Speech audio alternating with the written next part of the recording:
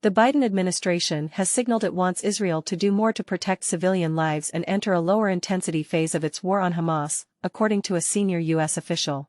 With more than 18,000 people killed in the Gaza Strip in less than 3 months, there is a growing international outcry about the rising toll. But Israeli officials are warning the war likely won't be over anytime soon. Prime Minister Benjamin Netanyahu said his country will keep fighting until Hamas is eliminated. And Defense Minister Yoav Gallant said the war would last more than several months. Meantime, CNN got a rare look at what it was like inside a field hospital in southern Gaza where doctors warned of severe consequences of the health system collapsing.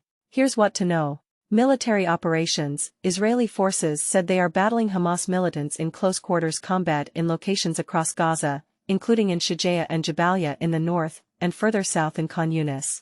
The Israel Defense Forces called on people to move from parts of Khan Yunis to displacement shelters in the same area to ensure safety, the latest in a series of social media messages telling Palestinians to flee from one place to another.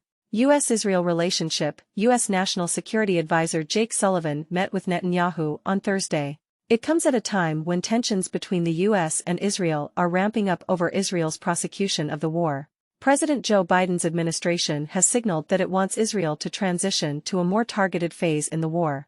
Biden himself on Thursday said he wants Israel to focus more on how to save civilian lives. On Capitol Hill, while approval of emergency aid for Israel is still stalled, Democratic Senator Jeanne Shaheen is introducing a new resolution condemning Hamas' use of sexual violence and rape as a weapon of war, according to a copy of the resolution. Gaza death toll. More than 18,600 people have been killed in Israeli attacks on Gaza since October 7, according to the Hamas-controlled health ministry in the Strip.